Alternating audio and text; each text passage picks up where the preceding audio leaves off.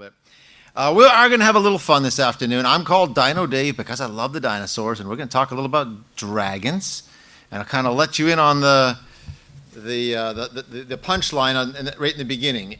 Biblically, you can kind of draw a little equal sign between dinosaurs and dragons. That's kind of biblically how things work. So that's kind of what we're aiming at and where we're going to. But let's begin step at a time. And so we're going to ask this question: what about dragons? These guys real? Are they mythical? And it's kind of a little bit of both. But here's what I want to talk about this afternoon. I want to talk about dragons around the world, dragons in the Bible, dragon descriptions that seem biologically problematic. Like, wait a minute, how can these be real creatures when this seems impossible? And then I want to give you a couple of 3 stories that I would say are pretty solid, sober histories of interactions with dinosaurs. Now, there may be lots more, but I'm going to give you a couple, 3 of the best ones that, in my view, quite likely are grounded in historical fact.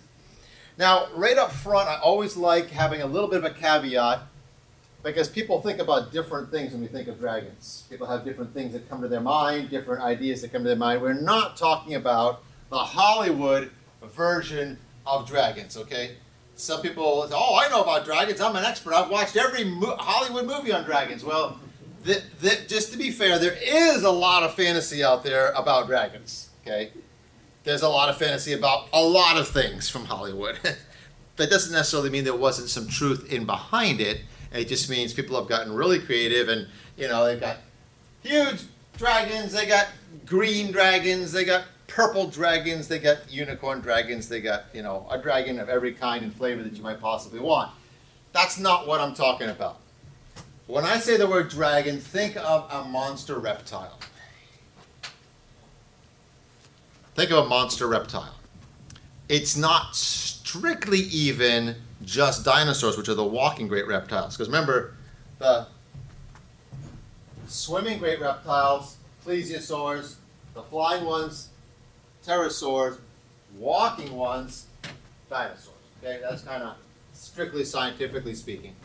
So the word dinosaur was coined in 1841 by this anatomist, Richard Owen. What did people call the great reptiles? Because they were digging up the bones before that. What did they call them before they invented the word dinosaur? Dragons.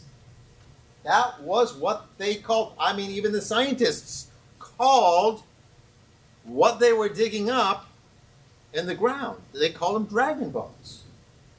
That's just what the naturalists and the scientists and the paleontologists called the great reptile bones that they were digging up. They called them dragons. Here's an evolutionist, Desmond Morris. Quote, "In the world of fantastic animals," notice he's right away saying it's fantasy. "In the world of fantastic animals, the dragon is unique. No other imaginary creature has appeared in such a rich and variety of forms. It's as though there was once a whole family of different dragon species that really existed before they mysteriously became extinct. Indeed, as recently as the 17th century, scholars wrote of dragons as though they were scientific fact, their anatomy and natural history being recorded in painstaking detail." So he's blown away with how biologically, carefully these great pioneers of science laid out dragons as if they were real creatures. Well, newsflash, Mr. Evolutionist Desmond Morris, maybe because they were actually real creatures. Okay, in our outline, dragons around the world. I want to give you just a little bit of a taste kind of how they're all different parts of the world. We're talking parts of the world where there was no interaction as far as we know. They believed in dragons. Dragons in every nation. Dragon was the name given to the most terrible monsters of the ancient world. Dragons did not really exist. This is the World Book Encyclopedia. Dragons did not really exist, but most people believed in them. The dragons of legend are strangely like actual creatures that lived in the past. They are much like the great reptiles which inhabited the earth long before man's supposed to have appeared on the earth. Every country had it in its mythology. Now again, this is a quote from World Book Encyclopedia. These guys are evolutionists, but what are they saying? They're saying all these different countries of the ancient world had stories of dragons. For example, dragons in the Middle East. A Jewish poet, Israel Najara, lived in the 1500s up to the early 1600s, tells the story of the Babylonians worshiping a dragon. The prophet Daniel promised to slay the dragon without the aid of a sword, and he does so by baking pitch and fat and hair to make cakes and cause the dragon to burst asunder upon consumption. Now, I don't know if this is a real story. I'm not saying every single story about dragons is real, and maybe some that are real are also somewhat exaggerated, like some of my fishing stories tend to get exaggerated over time, and some of Dale's hunting stories tend to get a little bit, it grows every year. Did it have 10 points? No, it had 12 points. Did it, Dale? Or 14 points? I had 14 points. You wish. But I'm just saying that it may be embellished a little in some cases, but doesn't mean there wasn't a reality behind it, okay? Here is the Babylonians. This is the actual walls of Babylon. They've been recovered by archaeologists. This is in a museum in Germany now, but this is dragons painted on the walls of Babylon from 600 BC. So we see it in the Middle East, in Babylon. In the Far East, China's oldest known dragons. These depictions are in the ancient Shishua Cemetery. Dragons and tigers made from white shells were placed alongside human remains. This site dates back to thousands of years. Similarity to modern renditions show the dragon concept did not slowly develop through history. It wasn't made up, but was probably modeled after actual creatures. So this is some of the oldest cemeteries in all China, which is the oldest civilization in the world. And look at human beings, dragons. In 1611, the Chinese emperor appointed the post of the royal dragon feeder. Historical accounts tell of Chinese families raising dragons to use their blood for medicines and highly prizing their eggs. The emperor Yu the Great used dragons to pull his chariot. Now you might say some of these stories are a little exaggerated. I don't know. Emperors have used novel animals, to pull their chariots all through the years. From everything from reindeer to, yaks to ostriches.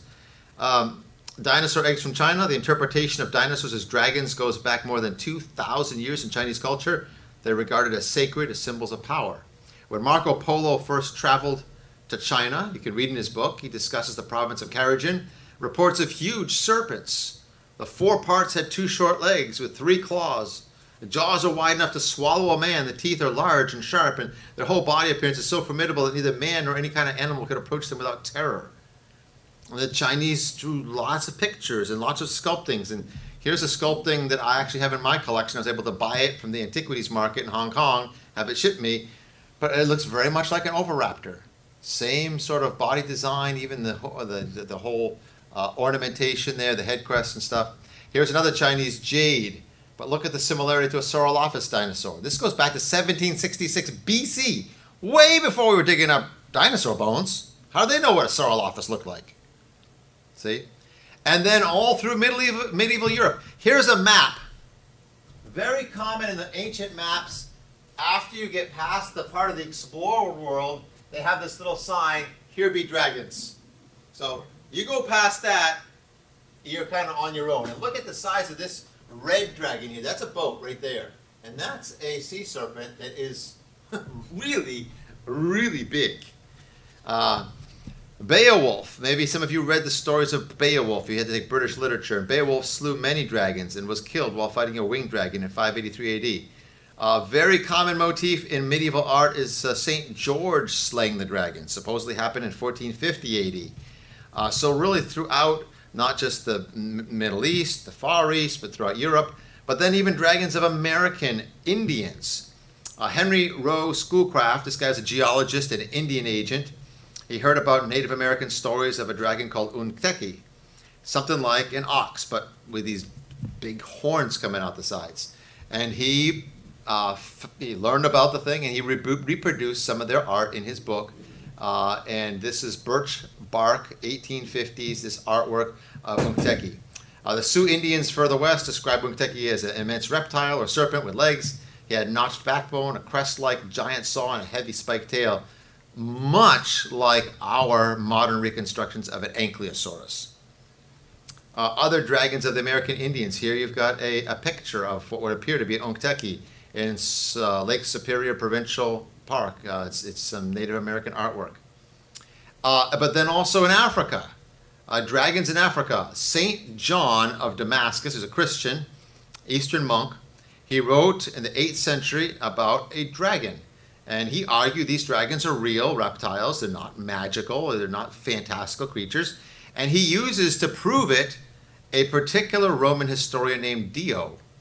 And this Dio was a historian of the Roman Empire. And Dio tells a story about Regulus, this Roman consul who fought against Carthage, which is in Africa. And a dragon suddenly slipped up behind the whole Roman army, and tells a story about this dragon. And this dragon was killed.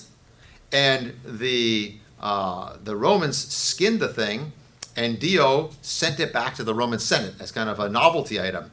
And the Senate had it measured, and it was 120 feet long.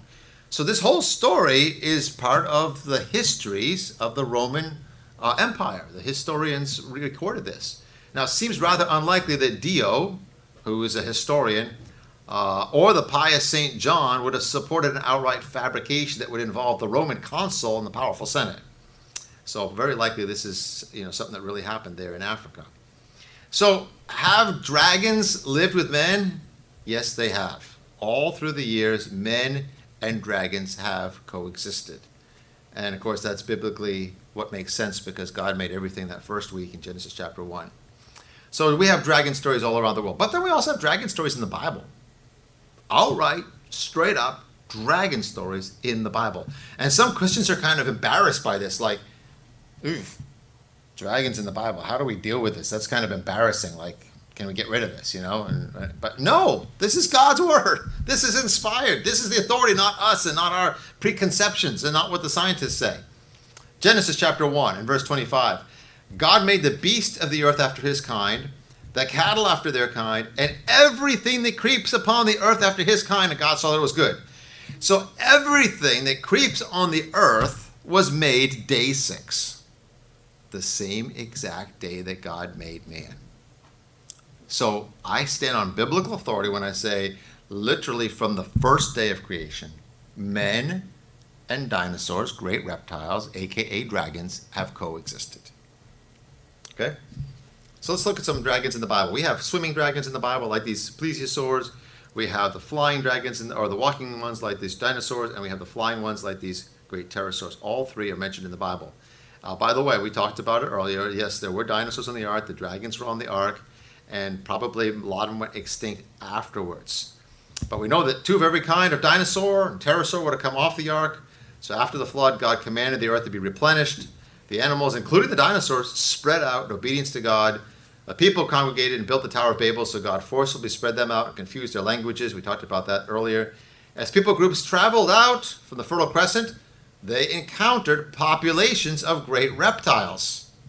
Now, these are people multiple generations down from Noah, and long ago forgot that they were tame on the ark. Now they're spreading out from Ararat, and they are encountering great reptiles. Well, they've got to give them a name. Well, what do they call them? Dragons. That's what they call them as they spread out from Babel.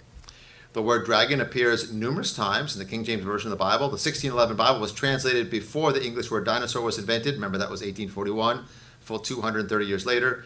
The original Hebrew word that we're talking about is tannin, T-A-N-N-I-N. It describes both land and marine monsters, so it cannot simply be one specific type of animal like a crocodile. It's not a particular species, rather it's a category of monster reptile. It seems to be a general word like dragons. So it might very well reference dinosaurian creatures alive just thousands of years ago. Psalm 74, verses 13 to 14 says this: Thou didst divide the sea by thy strength. Thou breakest the head of the dragons in the waters. Thou breakest the heads of Leviathan in pieces.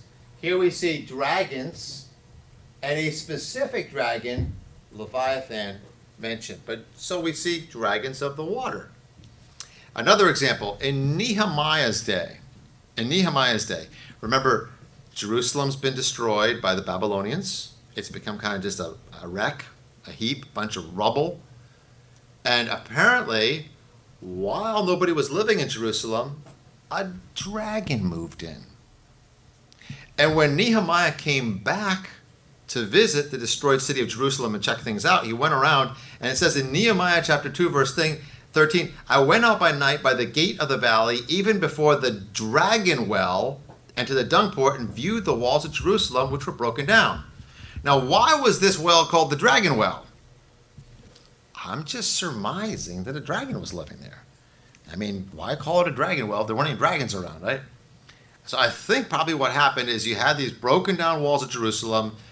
It's wide open to lots of creatures. A lot of prophets said, hey, when these cities get destroyed, it's going to be a haunt of dragons. Well, I think it happened to Jerusalem. And so maybe the debris by this well became the den of a large reptile. And then eventually when they want to rebuild the city to chase off this reptile, maybe it died. But this dragon well, tradition says it is Warren's shaft. There's a picture of Warren's shaft right there. That's still there in Israel today. You can go to Israel and see it. But that's the traditional dragon well right there. Another example, dragons in the Bible. Psalm 91, verse 13. You shall tread upon the lion and the adder, the young lion and the dragon shall you trample under feet. Now, this is treating the dragon like it's a very real animal. Why would it be helpful to tell people, don't be afraid, you're going to trample the dragon under feet, if the dragon's a mythical animal that never existed? See, the whole point of the verse would be gone. No, the lion is a very real creature, and the adder is a very real creature, and the dragon is also a real creature. Stepping on triumph upon a foe that was just vanquished is a tradition that goes back thousands of years. So this imagery presents a dragon as a very real physical foe that can be overcome in battle, as does the association in the verse with a lion. Jeremiah chapter 51, verse 34, the king of Babylon hath devoured me, he crushed me, he made me an empty vessel, he swallowed me up like a dragon. Well, how does a dragon swallow things up? Well, if it's anything like the large reptiles we have around today, it swallows them whole. Gulp. That's how large reptiles swallow their prey. I mean, we're talking about snakes, we're talking about large lizards, they gulp it down. So this verse brings to mind the way carnivorous reptiles gulp their prey whole and crush them on the way down. So, dragons around the world, dragons in the Bible, and then dragon descriptions that seem biologically problematic. There's even historical drawings of dragons and descriptions of dragons that seem difficult to believe. They seem fanciful. They seem fantastic to us. What do I mean by that? Well, how could a bulky dragon ever fly with tiny wings? So you look at some of this artwork from medieval times, and you say, okay, like this one, look at the tiny wings. The wings to the body proportionally, it's never going to fly. It can't fly. It's tiny. And they're ridiculous. Like they're attached to the top of the backbone, like it was a bee or something. This is a massive reptile. So very tiny wings. This is St. Mark's Basilica in Venice. I've been there, 11th century depiction of Michael slaying the dragon. But let me suggest something to you. Oftentimes the artist never saw the creatures. The people that see these kind of creatures are people that go off into the woods. They're the brave hunters. They've gone off, they run into these things, they bring back stories of them. They're not the artists, they're telling someone who's an artist, and the artist says, well, what did it look like? And they're going, it's a little bit like this, and the artist then does his best to try to fit that into a biological system as he knows it and makes a drawing of it. But the artists aren't the ones typically that would have seen these types of creatures, unless it was dead and was brought back. But it's not that often that people want to kill one of these things because they're fierce. So if you saw a pterosaur and it's not flying, it's walking, how big do those wings look to you? This looks like leg, right? So let me give you a little basic anatomy here. This is his fingers. This is his fourth finger. His fourth finger is the bulk of the wing. So he's got 3 fingers here. He's got a little bit of wing here that's just going to spread out like elastic, right? Like a bat's wing. It's a very leathery membrane. When he wants to, he spreads it out, and he has wingtip here. He has a lot of wing back in this area here. But this is the bulk of his wing. That's going to spread out and make the most of the wing is this last finger. He's got this crazy long fourth finger. Well, what does he do with this thing when he's walking? This is his hand. I mean, he can't have that sticking out and dragging, so he puts it up. And so this is going to sit up. Some people think even like more straight up. Now all of a sudden you see, okay, that wasn't an actual wing. It's just the tip of a wing that would have gone all the way down there and include this leg. So now we can suddenly understand how these large pterosaurs, if someone encountered them, could give the appearance of having these tiny little upright wings like that. Not even back like a bird's wings, but kind of straight up. That's what they kind of saw when they see this thing, maybe at night or briefly, just zipping by, running past them or something. And that's how they get this type of thing. So a flying dragon, for example, depicted in Athanasius Kircher's 1678 book, Mundus Subterraneus, is a drawing that's so compelling that Dr. Peter Wollenhofer, who's a world expert on pterosaurs, suggested it might have been based on fossils. Now, they weren't digging up fossils in the 1600s. No way. We have no record of that. But Peter Wollenhofer is saying the drawing is so good, maybe they were digging up fossils.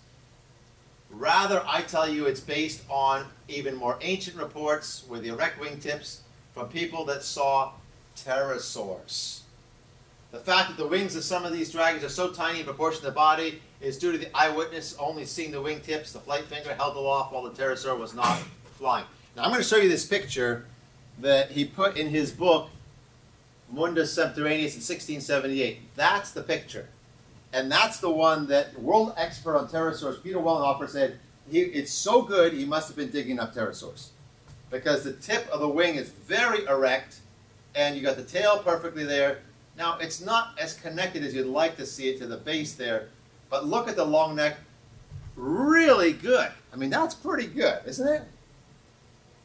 So good that the expert who wrote the book, the Encyclopedia of Pterosaurs, said he was probably digging up fossils. So, how could they fly with tiny wings? I think it was because of pterosaurs that they were seeing. Number two, why do dragon drawings have weird bumps and spikes and sometimes ears? Hello? Reptiles don't have ears. They just have like a little circular membrane. They don't have external cartilage like this. So how come we have ears? For example, here's a dragon from Peru, a Mochistropus monster. I've been down to see these things. I've been to Peru. I've been to the museum. It's got ears and got all these crazy little spikes. Here is a European tapestry from 17th century. You got all kinds of crazy spikes going on and ears coming off. What's with that? Okay, let me tell you about a particular dinosaur that was dug up. After 2 centuries, this is National Geographic, 2015. After 2 centuries of paleontological harvest, the evidence seems stranger than any fable and continues to get stranger. This is a really weird little dragon skeleton they found called Dracoryx hogwartsia. Well, Dracoryx is the Latin word for dragon. Hogwartsia they got because of the Hogwarts school in the stories of Harry Potter. It seemed so much like a fictional dragon that they named it Dracoryx hogwartsia. And this is the actual skull. Now tell me, if you just saw this thing in passing, you wouldn't think that was an ear. And look at all the crazy bumps and knobs on this thing. We're finding more of these really bizarre knobbly dinosaurs. Here's another one, Scelidosaurus. Fossil skeleton found in Britain, published in 2020. This is from last year. Lots of weird spikes and bumps, and it wouldn't be that hard to think that those are ears if you just saw the thing in passing, right? Now it's horns, but if you were just seeing it in passing and you drew it and an artist then turned it into a picture with the ears, it wouldn't be too surprising.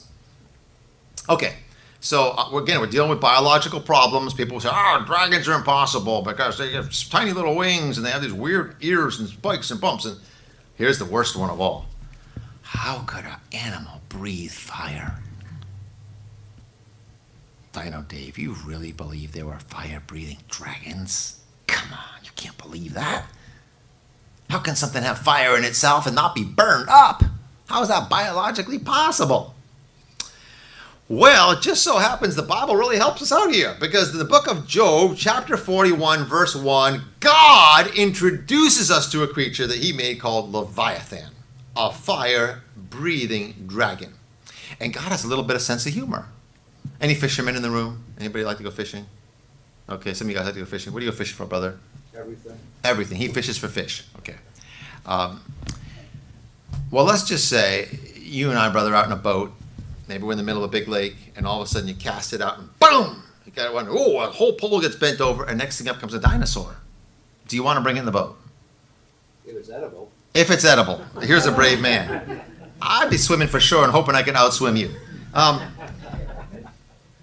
God says, do you want to go fishing for a dinosaur? No. Job says no. But yet, here's what God says about this creature. Out of his mouth goes burning lamps. Sparks of fire leap out. Out of his nostrils goes smoke, and as out of a seething pot or cauldron, his breath kindles coals, and a flame goes out of his mouth. Now, guys, listen. Either we're going to believe our Bible or we're not. And that means believe it not just when it doesn't seem convenient or logical to us, but believe it. God's not saying he breathes what looks like smoke, or smoke seems to come out of his mouth on a cold day. It says sparks of fire come out. His breath kindles a coal. You gotta go, okay, there's a fire right there. That's pretty much like fire-breathing dragons, wouldn't you say? So I believe in fire-breathing dragons, mostly because the Bible says so. Just the simple teachings of Job 41, 19 to 21 are very, very clear. But did you know we have reports from multiple different civilizations all over the world, civilizations that didn't interact, that tell us stories about fire-breathing dragons? Now listen, if they're all just making it up, why did they all pick the dragon? Why didn't these guys believe in the fire-breathing duck, and these guys have a fire-breathing horse, and these guys have a fire-breathing mosquito? Why all pick on the dragon? Well, I think there really were fire-breathing dragons. You say, well, how is it possible biologically? How can something like this happen? Let me introduce you to a little creature called the bombardier beetle. How many heard of the bombardier beetle? Oh, you guys are well informed here. The bombardier beetle. Well, this is a bombardier beetle right here. And this little fella has in the back of its abdomen two chambers, one of them with hydrogen peroxide, the other with hydroquinone. And when it mixes these two together with a catalyst, there's an explosion at 212 degrees Fahrenheit. Now, in just a minute, I'm going to show you a video of this explosion. It's really small, because it's a really small beetle. But this is a chemical reaction that makes smoke. Literally, 212 degrees Fahrenheit. This will burn you up really good if this beetle gets you. Look at this. Isn't that wild? And he's got a squirt gun back there on his tail. He can squirt it underneath, he can squirt it over his back, he can squirt it straight back.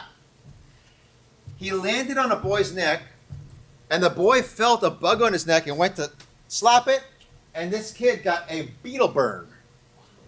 Pretty serious. Even though it's a little beetle.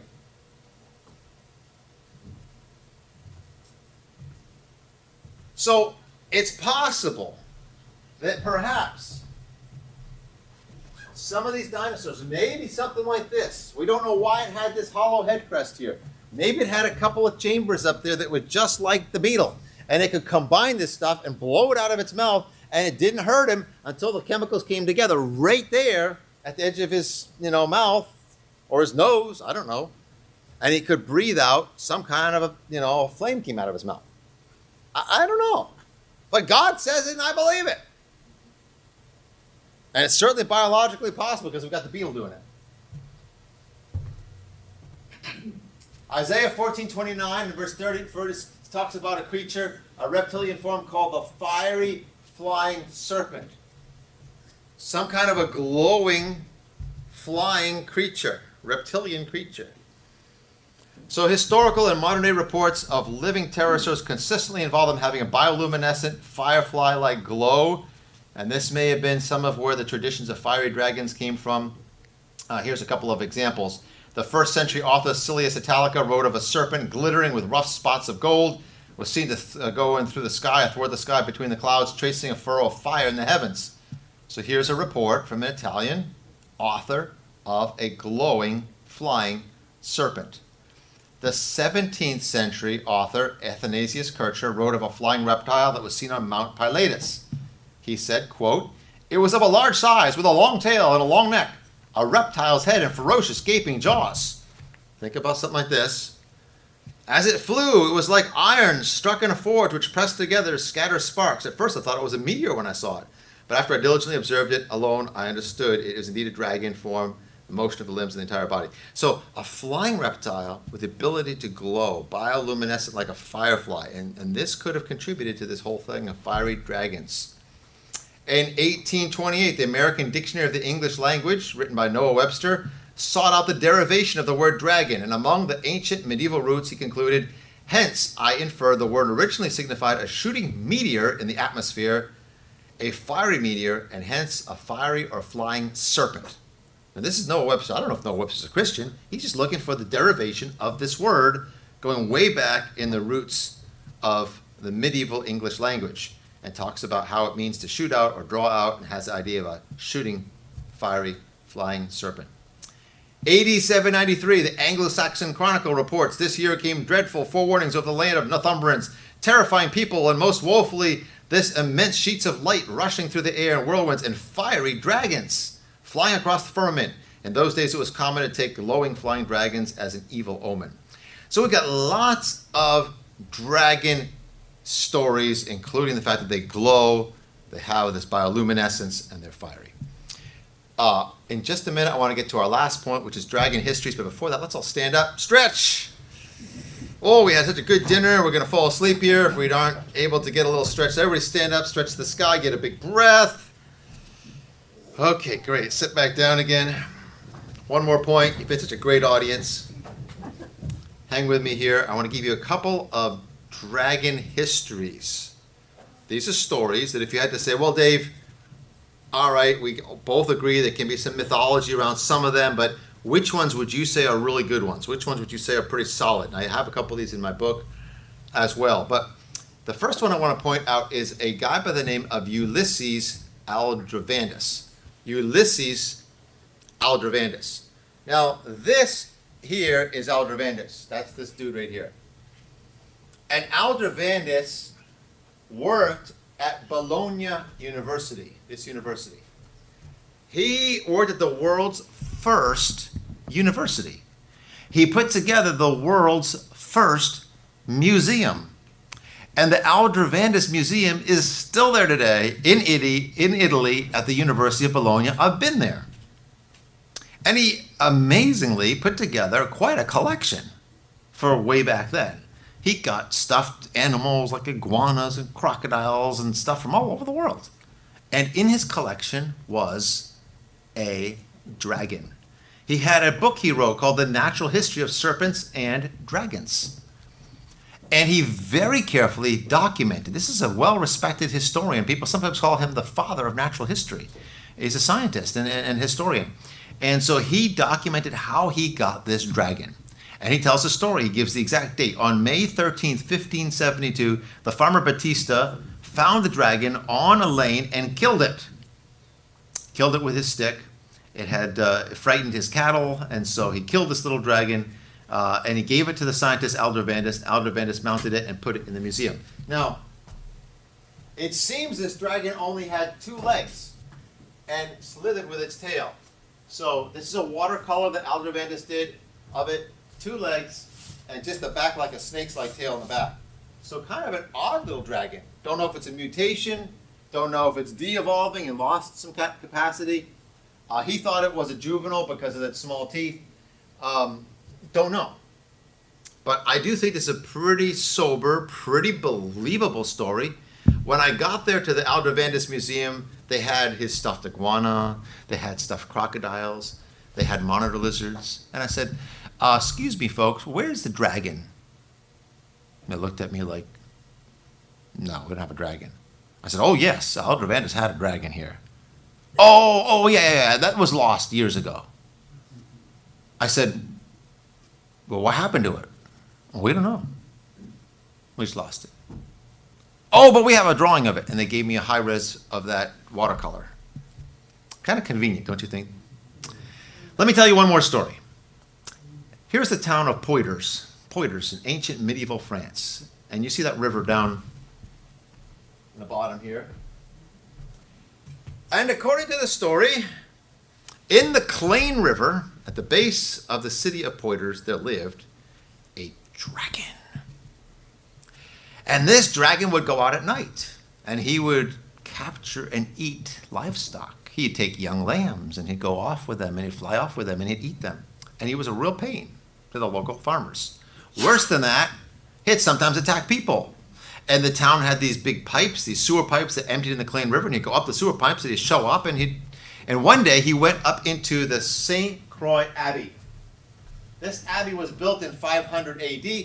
Obviously, you can look at it, you know it's been remodeled a few times since 500 AD. But it's still there. And he went up in the basement of the abbey, according to the story, and he attacked one of the nuns and killed her. And that was it. The townspeople had had enough. They said, somebody's got to go down and fight this, hunt for it, and however long it takes, find it and kill this dragon. We've had enough of it. But there was a problem. Nobody wanted to go and hunt down the dragon and find it and kill it. And so finally they went to the town prison and they found a prisoner and they said, tell you what, we will set you free from prison if you'll just get yourself dressed up in armor and go down and kill the dragon for us. And the prisoner agreed. So he dressed himself up in battle armor and off he went. He went down to the river and it took him a while. And when he came back, his helmet was crushed. He was half faint from the breath of this stinky reptile, but he had killed the dragon.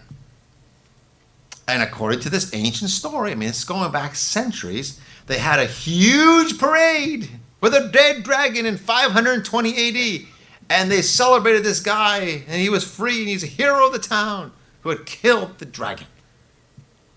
And long about 1677, now this is, a couple centuries later, the ladies there, the nuns at this abbey, commissioned the local cabinet maker to put together a sculpting of this creature, this big monster. It's called Le Grand Gouli, which is French for the big monster. And he built in 1677 this wood carving that you see up top there. Notice the similarities to a Dimorphodon pterosaur. You've got these claws here on the wings. You've got this widening of the tail at the end called the tail vein. Of course, you've got the big teeth. You've got a little bit of a hint of a head crest. A lot of these pterosaurs had a head crest. This particular one, we don't have evidence for, but pterodactyls have a huge head crest. So a lot of them had a head crest.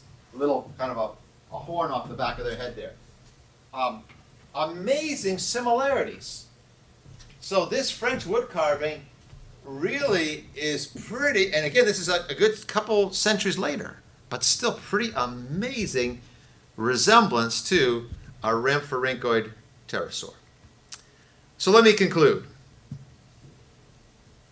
my little discussion here of dragons. This is a problem for the evolutionists, that these people drew creatures that look so much like pterosaurs. So how do evolutionists respond? Well, the atheistic astronomer Carl Sagan of Cosmos program fame, anybody remember Cosmos, Carl Sagan? Okay. He once remarked, the pervasiveness of dragon myths in the folk legends of many cultures is probably no accident. So he admits it's real. These people had these dragon legends and seems like real creatures.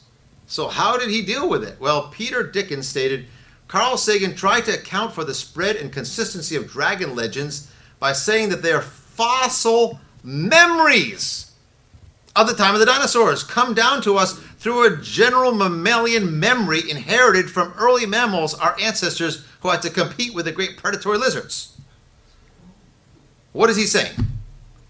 He's saying that our great